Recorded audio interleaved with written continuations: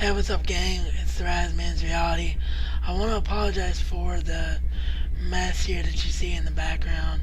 I got a new mattress for my bed, and that's why it's not made, and that's why you see bed sheets sitting on my tray. ECW last night was actually a pretty good ECW, probably the best ECW I've seen in a long time. The opening contest was the number one contender for the ECW title, the All-American American Jack Swagger, taking on Finley in what was a good match. I haven't been that impressed with Swagger, but he had a really good match with Finley. Of course, when you're in there with a veteran, you don't know how much of it is the veteran and how much is the guy they're trying to build up. But it was a really good match. Jack Swagger, of course, getting the victory in this one, which led to the announcement by ECW General Manager Theodore Long that next week he will have the ECW Championship match of Jack Swagger versus Matt Hardy, your ECW Champion. Next up, you had the in-ring debut of Alicia Fox, the former wedding planner for Vicky Guerrero and Edge, who of course now is the valet for ECW's DJ Gabriel. She debuted in the ring against Katie Lee Burchill. Of course, her and Paul moved to the ECW brand a couple weeks back. This was a pretty decent match for a women's match. Alicia Fox looked very good in the ring. Looked like she might actually be an accomplished diva. However, she did not get the victory here as Katie Lee Burchill picked up the win. Next up, you had the Boogeyman against the Jobber.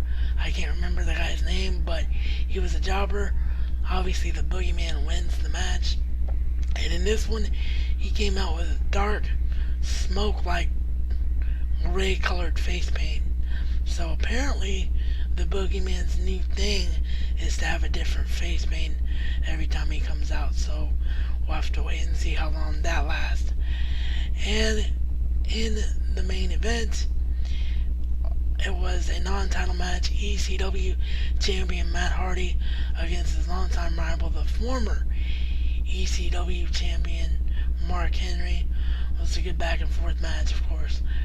As one would expect, the ECW champion Matt Hardy gets the victory, which again goes into next week's main event for the ECW title, the All-American American Jack Swagger versus Matt Hardy. Apparently, the story that I reported on, as well as others in the sports world last week, of ManRam, Manny Ramirez, going to the Giants, was indeed a false story, as the Giants have said they have no interest in ManRam because it doesn't make economic sense for them to pursue him.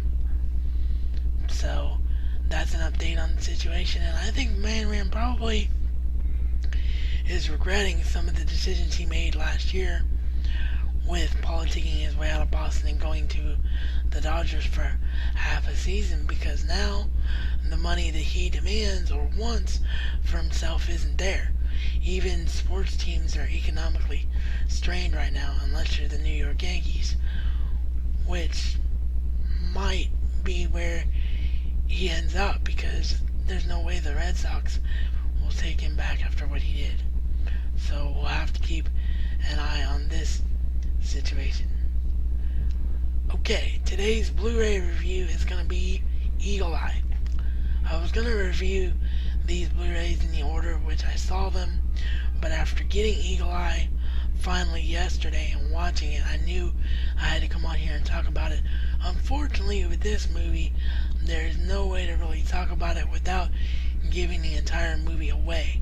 So if you have not seen Eagle Eye and don't want to be spoiled, I highly recommend stopping watching this blog right now and then coming back to this edition of RazMansReality when you've seen Eagle Eye. So I'm going to count backwards from 5 to give you a chance not to be spoiled. 5, 4, 3, 2, 1. Eagle Eye was one of the best movies I have seen in years. It's executively produced by the man himself, Steven Spielberg, and directed by one of his proteges, accomplished director DJ Crusoe. This film is about a guy named Jerry Shaw, who has a twin brother that dies. And shortly after his death, Shaw goes in to his apartment and finds all this weaponry and this equipment, and actually just before that goes to the ATM machine and gets all this money that's not his. So he's got some weird kind of thing going on. Then he gets a call on his cell phone. It's this woman's voice on the other end, and the woman says, "You're going to be visited by the FBI in 5 minutes. You need to get out of your apartment." Of course, at this point, he's freaking out, saying, "This stuff isn't mine. This stuff isn't mine." And basically, he doesn't escape in time. He gets questioned by the FBI about the weapons and things in his apartment. Again, "The stuff isn't mine," he says. Eventually, he's forced to listen to the woman's instructions, escapes from the FBI, only to run into another woman whose character name is escaping me at the moment. Again, I've only seen this movie once, but the woman is played by Michelle Monaghan. Monaghan's character has a son who is a magician, and whose band is on a train to go to a concert. We don't know where this concert is or who he's playing for until later on in the movie, but she's in a restaurant with some friends. She gets a call from this mystery woman, and she looks up, and on one of the big screens in New York City, she sees her son. And the woman goes, "Would you risk your life for your son?" So she gets instructions to go to this car, and who meets her up in this car but Jerry Shaw. So basically, these two are thrown together, and you've got every aspect of their life now being controlled, and they're being told what to do by this mystery woman. Well, to make a long story short, because I will run out of time here on YouTube if I talk about the entire movie from start to finish, they go into a circuit city where they learn that the identity of this woman is not a woman at all, but it's a supercomputer that the government has to run every aspect of the government and to control and oversee all its decisions. Turns out that what this computer needs is Jerry Shaw, because Jerry Shaw's brother Ethan, the one that died, was what they call a Minuteman, who was the human influence on this supercomputer, controlled her, kept her from going out of control. She feels like she needs to complete a mission to control the aspect of the United States government by killing all the government officials after a wrong decision was made by the president. She tricks Jerry Shaw into being his brother's voice print and re-executing this program. So Jerry Shaw has to stop the president from being assassinated. The mother's mission was to kill Jerry Shaw. The computer wants Jerry Shaw dead so that this plan won't be stopped. So I highly recommend this movie. This is one that has so many twists and turns you won't see coming, and even with knowing the plot now, if you watch this blog, it's definitely worth seeing.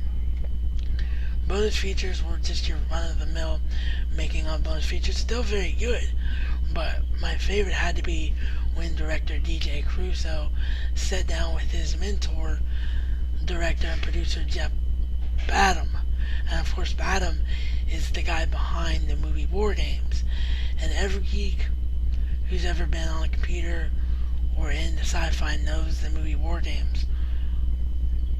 So that was one of my all-time favorite movies, and it was really entertaining to watch those two sit down. If you don't know War Games, let me know out there, and I'll talk about it in the next report.